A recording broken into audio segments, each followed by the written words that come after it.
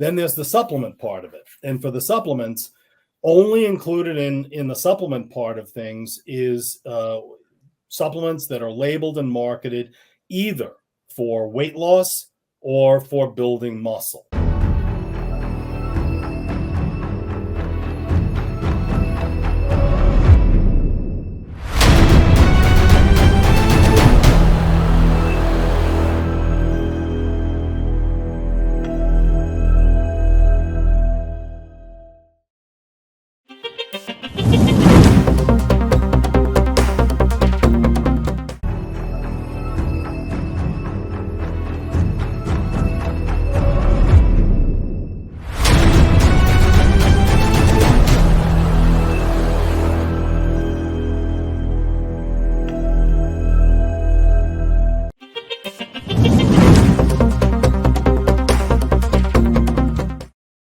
Dave Palumbo here with an RX Muscle News Update. Joining me is my good friend and legal muscle expert, Rick Collins. Rick, you're back again within a week.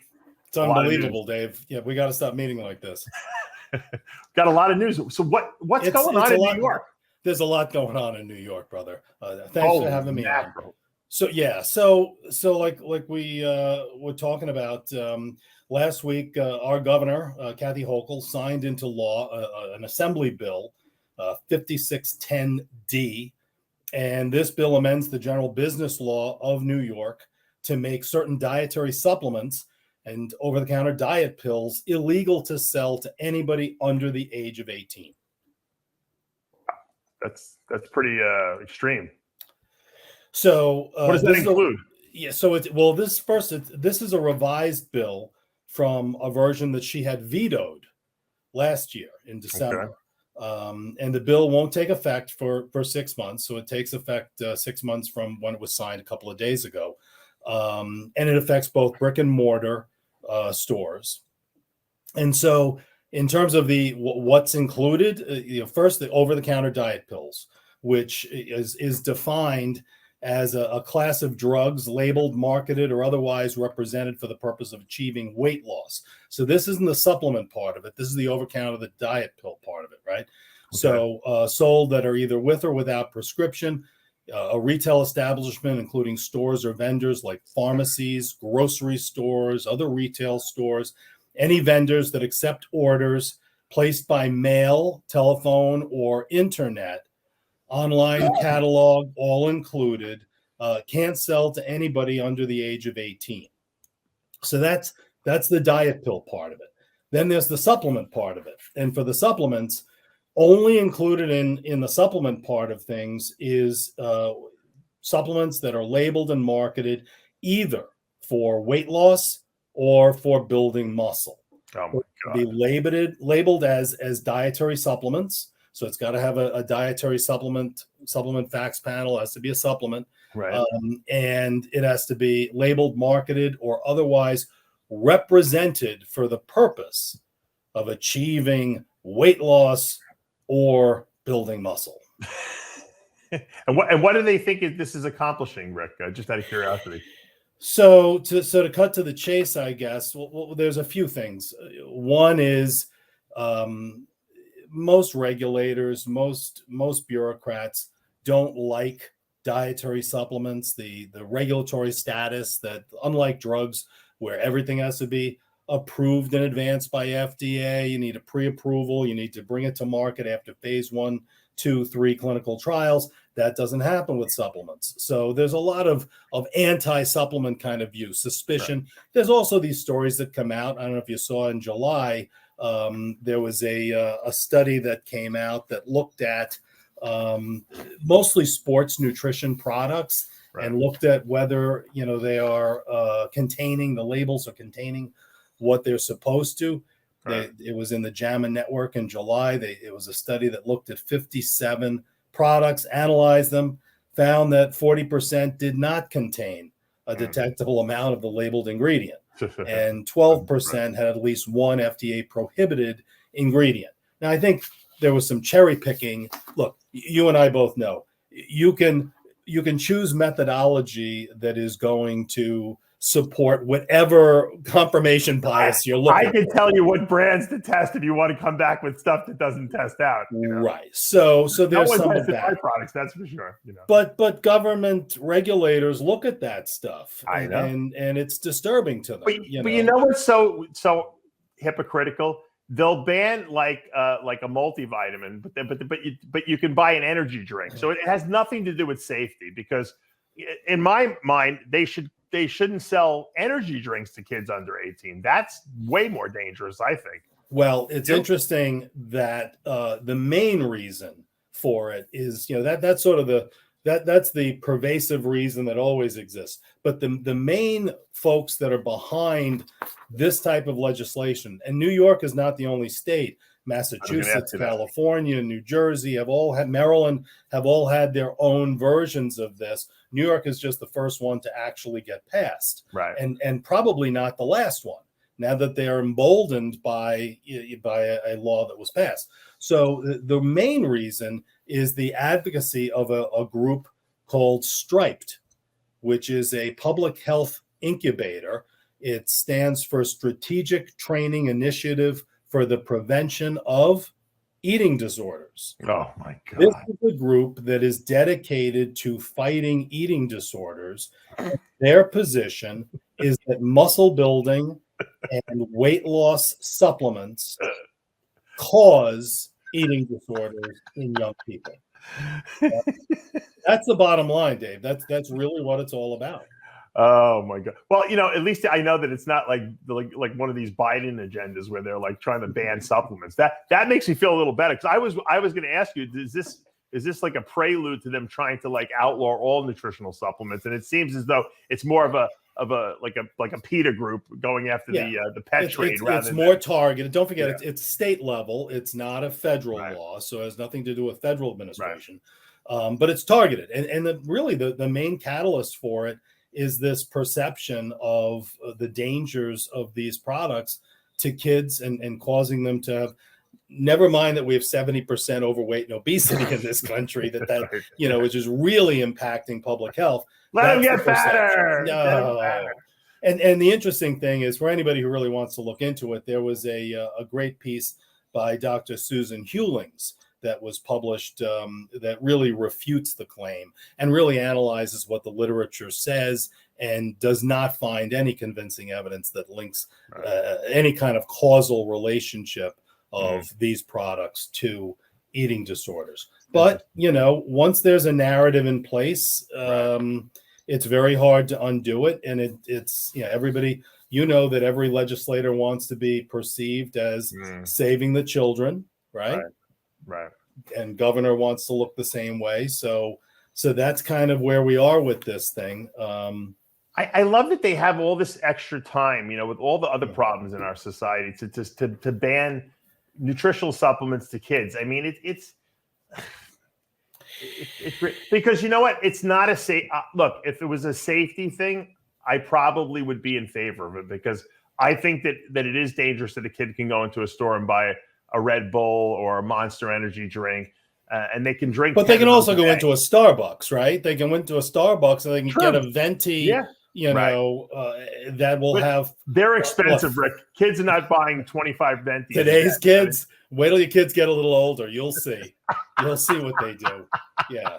Your kids. Yeah, maybe. No, but it is the energy drinks. They could buy a case of those in the supermarket, and and they could bang down, no pun intended, 3 or 4 of those a day, and that's dangerous. Especially if someone had has an recognized heart issue or something like that, and they throw an arrhythmia and then they die. Yeah. To me, that's way more dangerous than selling a multivitamin or most energy drinks protein. Right. But most energy drinks do right on the label, not to be sold, not for people under 18.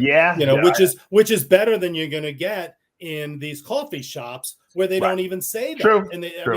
And it's the same amount of caffeine, or in some cases more, right? So it's come on. The problem is that Amazon doesn't care who orders from them. I mean, Amazon sells syringes, they sell bacteriostatic water, and they sell everything but the anabolics, and they probably have those on there if you look hard enough too. So for those who are interested, though, there's an exemption for protein powders. For protein powders, protein drinks, protein bars. So, Right. you know, if so, you want to sell Why is there an protein powder. exception? Why is there an exemption? I guess they felt somehow that doesn't lead to the same issues. No, the reason why there's an exemption, Rick, is because it's probably a food. I mean, you really can't even call it a supplement, is it? Right? Well, I mean, but there are protein products that are labeled as supplements. Right, but I'm saying I thought that they were class. In other words, they say from the law that I read that you sent me, it seems as though if they add something to the protein, then you can't sell it to them. Well, so that's right. Yeah. So if you had a protein powder and you added a different muscle building, ingredient to it, a digestive enzyme, dare I say, right? Right. So then it would fall within the ambit. And if you're a brick and mortar store, and again, we always say nothing I say is legal advice or creates an attorney-client relationship with me because you listen to this. But if you are a brick and mortar store, you're going to have to see proof of age. You're going to have to look at a driver's license or a passport or a student ID with a birth date, unless the person reasonably appears to look at least 25. So that's, it's like standing outside the liquor store, somebody's going to be going to you, Dave, listen, Mr. Palumbo, would you run in and get me some creatine? Yeah. And if I get proof at GNC, Rick, that's it. I'm retiring. I get proof in the supermarket. For a bottle of wine, they'll say, hey, you have the ID. I'm like, are you guys serious? Right. Yeah.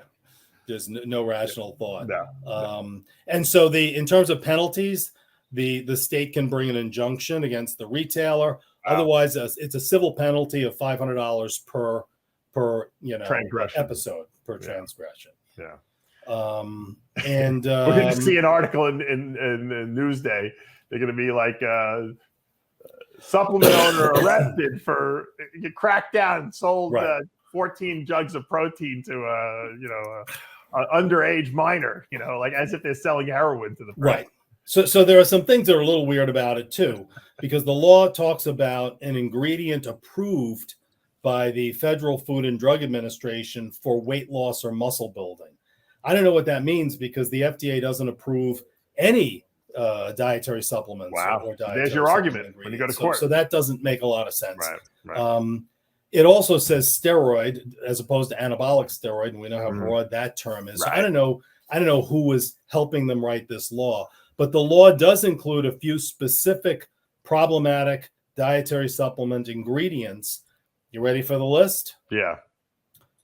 Creatine, green tea extract, raspberry ketone, Garcinia cambogia, green coffee bean extract. Right. Those are all listed. Those are examples, I guess, that they're giving of what, somebody can get punished for selling to somebody. Yeah. It just gets more insane. Just when we think it can't get any worse, it gets worse. You would think they would consult someone like you, Rick, when they're putting a law like this together to see what the conventional wisdom is. Rick Collins, you're an expert in this. What do you think about us? What supplements would you put on this list? That you think might be dangerous, but they don't even bother. They just, with all the misinformation. You're right. But I'm not even sure that it's. The danger is that there's a physical danger to it. I think their main danger is that those sorts of ingredients are ingredients that an adolescent might use to change their body image, to look leaner or to get bigger or something like that.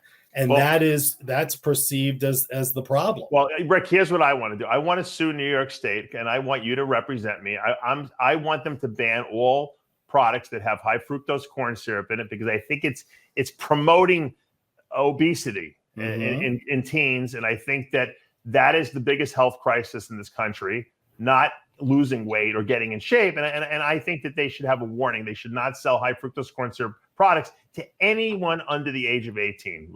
That's my new law. Let's do it. Let's do it.